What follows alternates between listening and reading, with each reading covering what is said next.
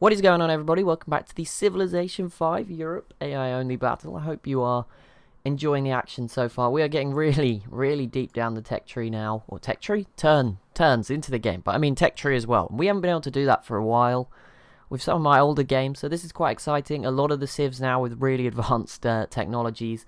So it's quite cool just to see them all fighting it out. We will push on today for a further bonus half an hour. See how far we get. We do have some bigger wars at the moment. France v Rome. The main one, the Garamantes in Assyria, came to a bit of a stalemate. I think the Garamantes are actually going to do just fine. So there you go. But yeah, Rome and France. But obviously, these could lead to some other wars breaking out. Once you lose enough units, someone else might join in. You think France in particular could get quite weak. Then England or the Netherlands may, come and have a go. See what they can do. See Russia. Maybe they're going to do something. They are now this all-powerful country. They snuck into second at the end of the game. Fair play to them. And Attila has finally completed the Manhattan Project. There you go. He's getting somewhere. He's also got a lot of units that have spawned on this side of the mountains. I guess it's just because the borders are full. There's nowhere else for them to go. But they're still producing them, so it sort of forces them over the mountain when they spawn. It's okay. It doesn't matter. You can actually get over there now. Russia, obviously XCOM squads and paratroopers can just drop over and drop back the other way, I believe. So that's okay. That's not really an issue. But yeah, Russia got so much bigger. They are now... It's weird because all of this is so... I don't know how to explain it, but this is more like spread out. It's like there's this huge gap here as well, but it just feels like this area is a lot more spread out, whereas this area, very condensed. Not much space, so kind of like opposites. But there you go, Russia.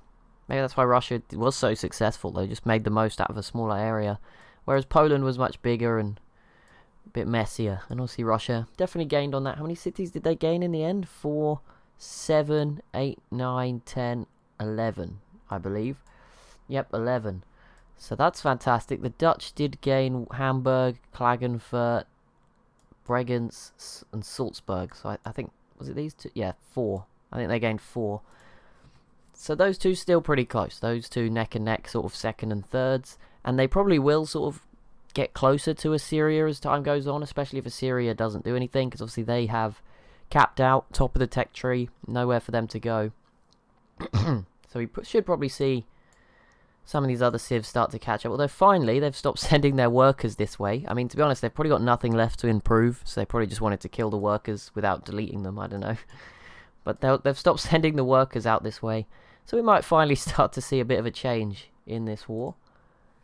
France did not retake this city, so again, this is not going to plan for them. They actually invaded Rome, and so far, I mean, it's only one population now, but Rome coming away slightly victorious. They are still holding off the Dutch as well over this way through the mountains. It's going to be very difficult to get through. What do we got? Denmark. Oh, apparently I don't even know how they've entered the modern era, because they can't be researching anything. They haven't got any cities, but there you go. They must, I don't know, somehow they've managed to get into the modern era. There you go. Oh wow. England just continuing their population dominance. It is ridiculous. Some of the massive cities all over the place. It's ridiculous how many they've got, to be honest, but fair enough. They've been doing a good job. I don't know where all these workers are heading. I mean, maybe we can just imagine that they're going off to North America or something. I don't know. The Dutch here. These civs just trying to push the limit. I don't know where these English units are going. There's no islands or anything. The Songhai did wrap... Still can't get over this tile. How did France... This doesn't even make sense. I assume it's just a bug, right? But no, France's borders are still growing into the ocean. That really doesn't make sense, but... Whatever. It's fine. We can live with it. We've seen weirder things. We've definitely seen some stranger things in these series. It's fine. Sweden's future could be an interesting one. I bet the Netherlands could do some damage to them as well. Obviously, the Netherlands could do damage to anyone, but... Yeah, I mean... Obviously, they're busy at the moment. They can't attack everyone at once. England, what are you going to do for us? Come on. Are you going to give us a war? France, your turn. Will they get this back? I don't think so. 127. Oh, no, never mind. They did it. Without planes, so quite good. But Rome, I mean... Don't know if they actually have a melee unit, so maybe... Oh, there's a peace deal anyway, so that's the end of that. Nothing changed hands, did it? Nothing crazy going down? Nope, everything stayed put. Fair enough, that was a pretty even war. No one was really doing too much. So yeah, that's a fair enough result, I think. I think they'll both be okay with that. I mean, Rome will probably be annoyed they didn't hold on to this at the last second, but whatever. Rome still doing okay. They're keeping their military. A lot of their forces, boats, which have been pretty safe so far. And they've held off the Netherlands okay. I don't know, the Dutch have been terrible. They've not put any, artillery units close. They haven't used any of their planes, which, I don't know, they do have some. They're just they only have like 3 or 4. Yeah, they're not using them at all, so I don't know. They're obviously scared of something else or preparing for something else. We, of course, last episode did see nuclear non-proliferation come into force, so no one can build any more nuclear weapons. So that makes them quite a rare resource. We've only seen a couple go off so far. Of course, Britain nuked Seville, or England nuked Seville in this one. It is England, not the Britain mod this time. And this city was nuked, right? Yeah, Sweden nuked this one. You can still see the radiation in the mountains that they can't scrub away. Sevilla's mostly recovered, though, I think. Yeah, the radiation seems to be gone now. They haven't repaired all these destroyed improvements, but, the radiation's at least gone. That's saying, and it's back up. It dropped to 7 when it got nuked. It is now back up to 18 population, so that's quite the recovery. It's on its way back. Rome, doing okay. But yeah, now the main event in the world is the Garamantes in Assyria. Hopefully something will come from this sooner or later. It does look like the first siege is finally beginning, and it's not the city... Oh, actually, this city isn't coastal. That makes a lot of sense as to why it was quite difficult. Okay, smart move going for these ones, which are really close together. So it could be awkward, but yeah, probably smart to go after the coastal ones.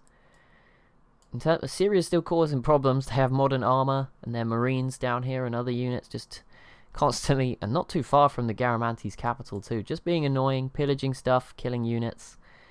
But, that's going to work out. They did lose one of them, but that's not the biggest loss if it can distract them enough to help you win the overall war. Okay, I really want to see Egypt v Mercuria at some point, but they did become friends, I think, quite recently in the, one of those little boxes on the right said they'd become friends. The Ottomans have denounced the Songhai and Netherlands, France denouncing Mercuria. Yeah, if one of these two was to win a war with the other one, that would be quite interesting. It would be very messy just because of how their borders are. Egypt is all connected, albeit through the sea, whereas Mercuria is split into 4 parts. But yeah, it'd be pretty cool to see them fight it out. I don't know who would exactly win. I haven't done a head-to-head on the stats to know exactly who has the advantage. I think they're pretty even, all things considered. I'm guessing Mercuria maybe is a bit better off tech-wise, and Egypt, I don't know, maybe they're up there. They seem pretty similar, to be honest, with what they have. Similar units. Maybe Mercuria has a bit more. Mercuria does have... Oh no, Egypt has 6 great war bombers and triplanes. Mercuria has great war bombers, but they did squeeze out an atomic bomb before nuclear proliferation came into effect, or non-proliferation came into effect. And, wait, what city was that? Oh, okay, Assyria recovered their city. Fair enough. Didn't look like it took too much effort there, did it? I didn't even... Maybe it was already low on health and I didn't notice just a second ago, but then it just went. There we go. This changes everything. Mercuria joining in against the Garamantes. Now, Mercuria can't throw everything, but this is an awful lot of land... Because, yeah, some of it's stuck down here, but... Although they have open borders with Egypt, so maybe they can. Yeah, this could get pretty rough now for the Garamantes. And obviously, if someone like Egypt joined in too, we could very quickly see them start to struggle. I mean, Portugal, Rome, Greece. Greece has recovered from that war that hurt them quite a bit. Rome's still fairly strong, and Portugal's obviously just sitting here doing nothing with a huge military, so... Anyone could join in. The Songhai could. I mean, it's kind of an awkward... squeeze, but it does look like they're thinking about it here. But this is probably more just to see off Portugal. But I mean, even look at a comparison. Portugal's units everywhere. Songhai, they're still not on that level. They're still very spread out, very wide open. There's a lot of stuff down here. That is a missile cruiser, which is pretty cool. Helicopters. We haven't seen some of the civs. They do opt for like different units.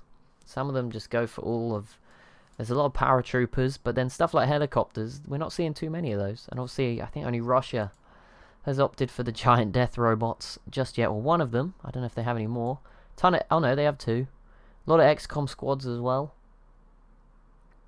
Anything else? No, I don't think they have any more, but pretty cool. I don't know if Assyria has any that I've just not... Obviously, I don't spend time just staring at Babylon when it's so deep into safe territory. They do have a lot of helicopters. There you go. And they have some... I think I saw them, yeah, they're the first Civ, I think, to have modern armor. Again, it just depends on the order you unlock things, and then, you know, usually the AI just burns all its resources on the first thing it can use them on. Hence, like, the lack of nuclear missiles. I think only Russia has one, and that is it. Like, the rest only have atomic bombs. Russia does have a missile. There you go. But apart from that, everyone else just has atomic bombs. I'm surprised they even built giant death robots. The AI doesn't tend to do it. But here, I guess, maybe, you know, they get extra strategic resources. Maybe that helped them. I don't know. They just chose to build them. Maybe they think they're cool, you know, like me. They are pretty good. If you need some sort of melee unit that's good in the late game. I mean, XCOM squads are good, but against, like, a really tough siege, you might want something a little bit more hardened. And with better movement as well, you can do more of a hit and run. Whereas the XCOM squads can hit really quickly, but they can't necessarily run away really quickly either. Ottomans, Rome, Russia having their turn. Okay. Let's see what they do. You can do anything? Come on, give us a new war. Let's come down here as well. So yeah, a lot of damage being dished out early on. I don't think Mercuria have... Yeah, they've not been yet. They were sort of last, and then the Garamantes were dead last in the turn order. So we'll wait and see what happens. The Songhai having quite a long turn. Are they going to... No, nothing happening. Denmark.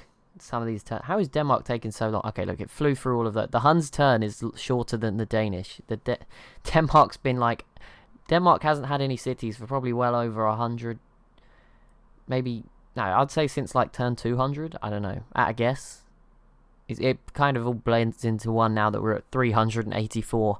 It's hard to remember what happened when. But we'll get towards 400. As I said, the goal is 500. We might not do that in episodes. I don't know when exactly we'll cut to highlights, or it might be just if there's a point where nothing at all is happening, I just skip a few turns between each episode, and then once something starts, we can hop back in. It'll be something like that. But again, I don't want to... Let's not put a number on it. It will happen when it happens. We will know. At the moment, I don't think that's the right moment. Mainly because I'm just recording for half an hour today. And as you can probably tell, it is the day after. Yesterday I recorded the last two episodes of this, and I did a 2-hour EU4 stream. So my voice, not feeling it this morning. So we got 17 minutes to get through, George. You got this. You got this. And then it's a day of just sitting in silence, letting it recover until tomorrow night when I stream. But obviously for you guys that was 4 days ago, so don't need to promote anything. But if you are watching this and you haven't been tuning in, or haven't noticed at all, which is also, you know, completely fine. You don't have to watch or anything. You're not obliged to. I am doing some streaming. Maybe there's something you'll like. I'm streaming all my Let's Play stuff at the moment in the evenings. Yeah, maybe there's something if you want to check it out. If you ever just want to pop in and say hi, you know, I'll say hi back, and then you can leave. I don't know, whatever you want to do. Hopefully you'd like to stay, but there is some stuff. Maybe keep an eye out if you haven't seen that. But yeah, that's pretty fun. I'm really enjoying that. I think it's probably going to be the way we go in the future for Let's Play content. Stick with it. I think I said I was gonna sort of trial it for like 3 months, and then see if I wanted to go back to just being making videos. But yeah, I'm really enjoying it. Having the audience. There's some things I would want to work on, but yeah, I think it's kind of cool. And we'll probably stick with it. At least for now. That's 1 month in. There's 2 months of, you know, things going wrong yet to be experienced.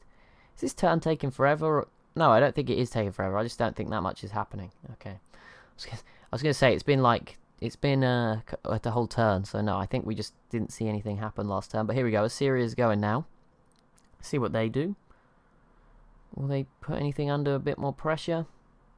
And they'll take forever, that's for certain. They just denounced Russia, that's really big. Boom, there we go. They move forward a bit, but nothing crazy. They're not convinced. I think Mercuria could be big winners here. If they really go for this, they could grab quite a bit of stuff. And obviously if they get the first few... Oh, there you go, there we go. That is the start. That is the first big move. Knocking this city right down. there we go. The cogs are turning. Things are getting moving forward. Mercuria could really be big winners here if things go well. And meanwhile, we will just stare at this because this is the action right now. There's no other wars actually going on. So we may as well just watch the Garamantes. I'm sure something else will come up pretty soon. Every time I've complained a little bit, we seem to get a new war. And they're normally surprises as well. They've not been the obvious ones this time around. They always sort of come at surprising moments. So that's pretty exciting. You know, normally it will be something we're not even expecting. Normally.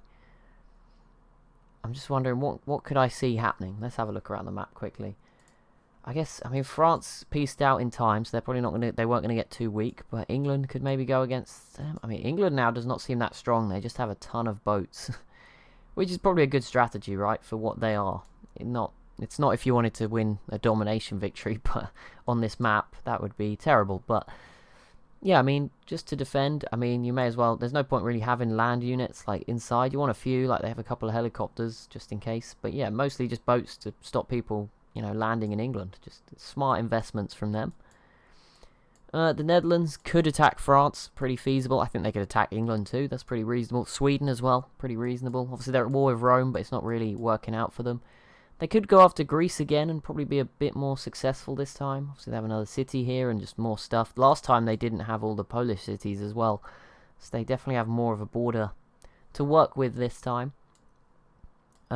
Netherlands v Russia could break out, so I don't think there'd be a winner to that. Like, it might maybe one or two cities, but I think they are both ridiculously stacked. I think it would be a stalemate. I don't think it's not going to be like Poland, and obviously the Netherlands sort of helped, you know, speed up the death of Poland. But I think Russia could have done it all by themselves if they just kept going. It would have took a lot longer, but it could have been done.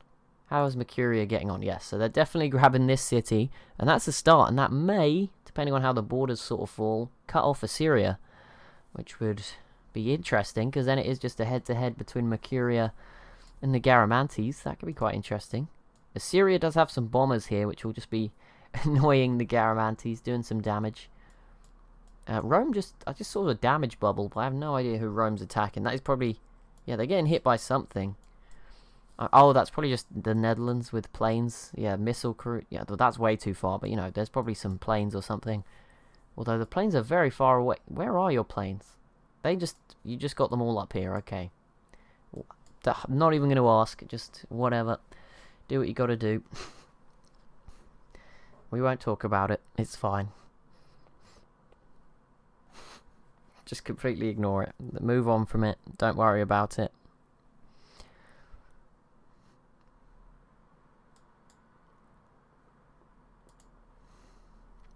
Okay, yeah, they're definitely going to get this. There's too many mobile SAMs here for them to mess it up.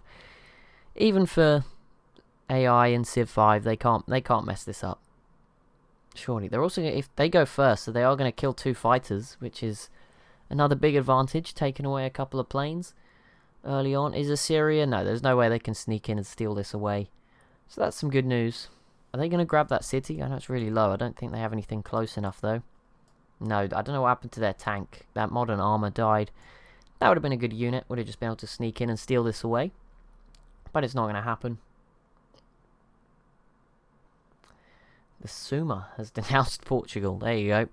Big event. But there we go. Mercuria does lose this city. And I believe Assyria, yes, has been cut off there. So that's a big step. And there's so many planes here. This could be rough for the Garamantes. I think Mercuria is going to have some success here for sure. Surely they're going to get quite a bit.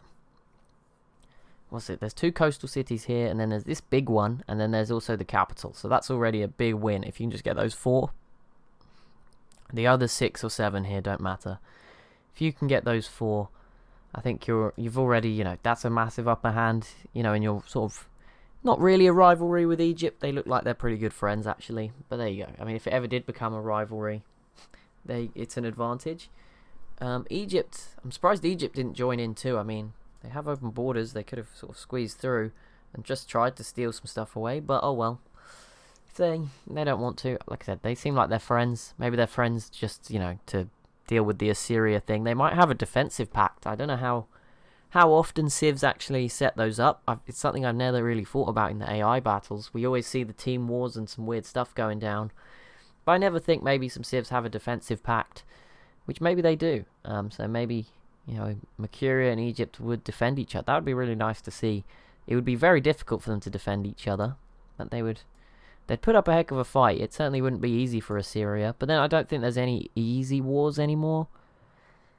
I think the Garamantes maybe. I mean, Russia v the Huns would not be easy, but at the same time, the units Russia has, it might be easy, but it's going to take time. It's not going to be a few turns, even if you attack the Huns, who I think are probably the worst civ remaining. Technically, kind of. The Garamantes don't look great. Who else? Greece, I'm still not sold on, but they are still around. Rome now has XCOM squads, so they're fighting back, and actually they beat the Dutch to those. I think Rome was third in technology somehow, so that does make some sense. That does make, yeah, that's understandable. But here we go, turn 389 slash, well, we're going to be on to turn 390. We're getting close to 400. Big step. We'll have another sort of peek at the info addicts. Maybe not go as deep, but as we used to do. But yeah, we'll have a little look and see what's going on at turn 400, and we will do it again probably at 450 and 500, just out of interest, assuming they still open. Of course, last time it did crash, but that was mid-turn, and it was mid Netherlands turn, which is obviously a big part of, you know, when it's processing the most. So we'll try and do it when it's at the end of a turn, and while looking into a blank space, because it seems to work better when you look in the sea or an area with no units in. So if I go look into like the tundra well away from the civs, it seems to open and not crash as much. Same goes for if I just like opened it here. Could be a good idea. It's just so nice having the nice blue water. It's slowly moving. I know it's on a loop and sort of not really moving, and it's all like an illusion, but it is pretty cool to have it back. After a little while, we were obviously on low settings previously, all the time. I don't know how much of a difference that made, to be honest, but there we go. Netherlands with a very long turn. Are you going to do something with all this time, or are you just confused? Both are acceptable, I guess. I'll let you off. Still no real success against Rome. I would say it hurts to just watch them struggle, but you know, they're not really struggling, are they? They're just opting not to. It's exactly the same as Assyria v the Garamantes. They had the best navy really in the Mediterranean, and they just sort of used it one by one. I mean, if that's your choice, maybe it was a way of saving money. You just wanted to get them destroyed. Maybe that's how the insurance payout worked. They just like, if our navy gets destroyed in combat. Wait, actually, can you insure stuff like that? I wonder if you can. That would be... There's definitely some sort of conspiracy theory in there. Let's not dig too deep. But insuring military stuff, just declaring wars just to get it destroyed so you can get the money. That's probably. Let's not go down that route. That sounds. It just hit me like what? Illuminati music starts playing. But here we go. Atomic bombs. There's 4. A stealth bomber again. It's nice to see a first unit. I think that is every unit now possibly ticked off the list. Don't know if there's any we've not seen with that. Every type of unit I think has been built. The stealth bomber is, I think, the last one. We've seen a missile cruiser, which is like the most advanced boat. We've seen a giant death robot on XCOM squads, which are the most advanced land units. So yeah, unless there's something really weird, I don't know. I don't think so. I think that is all the most advanced unit. I don't think none of the civs have like a really late game. None of these civs have a really late game unique unit. No one still has a unique unit. That, you know, from the modern age. Someone might be holding on to one. I don't know. I'm sure England still has galleasses that they just can't afford to upgrade, or don't have the resources to upgrade to frigates because you need iron probably. Just stuff like that. Pretty random stuff. But yeah, there's a trireme there. I know Assyria still had a trireme at one point. I don't know if that's still around, or was that used as part of the cannon fodder for this war. Don't see it. Don't really. Yeah, I don't see a trireme lurking around. It's quite cool. They're almost like living museums. They've just preserved some really old units. Attila, I bet you've got some old stuff just kicking around, do you? I mean, at this point, bazookas are pretty old. Cavalry, that's, you know, at this stage, that's like 200 turns old. Nothing else, really. Anti-tank gun. these poor infantry troops are just going up against spacemen at this point. Like, these are just like space troops, and they're going up against regular infantry. This artillery that's got to be moved against artillery on wheels. It's not going to be a fun fight against Russia for you, that is for sure. If it ever comes, it hasn't come so far. You've been lucky. There's still 109 turns for you to make it through, though, if you want to get to sort of where I'm hoping to end. But there we go. Hopefully for them, there's at least a chance. Right, come on. Let's get a new war. Fingers crossed. I think this is the turn. I don't know why. I could say that every time. I'd probably be disappointed a lot of the times. But let's get a new one. Come on, give us something. I'm sure there will be, but you know, it's nice to see another one. Russia, you going to do something for me? Come on, I want to see something just slide down that right-hand side. Especially when your turn's taking this long. Like, you got to give us something good in return for taking this long with your turn. Nope, nothing. Songhai. I don't know what the Songhai could do, because I don't think they'll attack Portugal. So yeah, they're not going to do that. They're not stupid. So they're sort of stuck now. That's kind of sad. I think they've had a massive jump up the leaderboard. They're probably higher up than the 6th place I think it was that they finished in the 350 turn results. But because obviously everything wasn't sort of fully integrated then, and everything needs to recover, so they are going to get a bit stronger. But yeah, I think this might be the peak of their powers now. I mean, Portugal could probably lay down some real damage to them if they wanted to as well.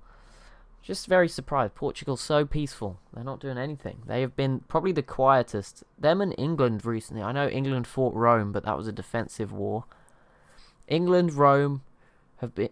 Portugal and England have been very peaceful. The rest of the civs that are currently alive have been involved in battles mostly. Egypt, I guess, has been fairly peaceful for a while. But Egypt and the Huns, who have both been very peaceful, you can't really expect them to do anything, can you? Like, what are they supposed to do? Look at the Huns. They can fight Assyria or Russia, who are, 2 of the top 4 militaries. I think Russia may now be, the outright number 1. So that's not going to happen, is it? So the Huns don't really have a choice. But, like, Portugal could easily have been the strongest in the West, and they've just not done anything. There we go. Second city falling over to Mercuria, and they are now making just a straight bold push for the capital, but without many siege units and artillery. Assyria is still doing some damage, still distracting over this way, so yeah, rough time for the Garamantes. It's kind of a slow, agonizing death for them, as opposed to some of the quicker ones. Obviously, we saw Poland was gone in about, in a space of maybe 15, 20 turns, Poland was just wiped off the map. So we'll see. Come on, here we go, Russia. This is your time. Who are you going for? Go after... I mean, I say the Netherlands would be cool. 1, I think not much would happen. I think it would be pretty much a stalemate. And 2, I think it might crash my PC. Even this one, if they do it. Because it sometimes does. When 2 bigger civs go at each other in that first turn, it just can't handle it. Hopefully this one can. It tends to just slow down if it's struggling, as opposed to just outright dying. So that's something. We might get through it if it does start. But yeah, I'm a bit nervous of that. It's when they mobilise just to move loads of units at once. That's when the problems normally occur. So Assyria's not really done that, so they were fine.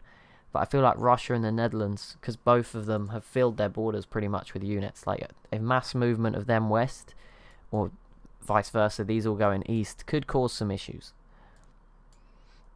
But hopefully we'll be okay. The Netherlands are still going after Rome, very unsuccessfully. But there you go, they're trying. I mean, they're certainly not overcommitting to it. They're not doing what Poland did, where Poland really went hard against Sweden, lost a lot of units, and then obviously, all of a sudden, I looked at it and Russia just looked very menacing, and boom, Russia came in. Sweden is still around. I don't really know what they can do at this point. I mean, they could try and fight England. I think they actually tried that before. It didn't really work, and they peaced out, if I'm not mistaken. But yeah, I don't really know. They're another civ who can't really do much. They're sort of waiting for something to happen to them and then hoping that someone defends them, right? Like, they need... If the Netherlands attack them, they're then hoping that somehow England is also involved on their side in some weird turn of events. Sort of bails them out. Garamanti's still taking damage. A lot of cities now starting to lose a bit of health. But that will be it for this episode. So as always, if you have enjoyed, be sure to leave a like and a comment down below. We will still be, I think the next episode will still be another hour-long episode of this, unless there's been some comments over the past week that have suggested you guys want me to do otherwise. But at the moment, it's still just about going okay. I mean, we've got through something like 15 turns in half an hour. It's still about one turn is about 2 minutes. It seems like a cap there, which is amazing considering, you know, by turn 1 sort of 50 on my old PC, we were getting to the point where it was 4 minutes a turn. So yeah, we're getting through this fine. I'm happy to keep going at the rate we are, at least for another maybe week. But like I said, it will depend what sort of comments I get throughout the week. But yeah, thank you so much for watching. As always, if you have enjoyed, be sure to leave a like and a comment down below. Be sure to subscribe as well if you are new to the channel, and I'll see you in the next one.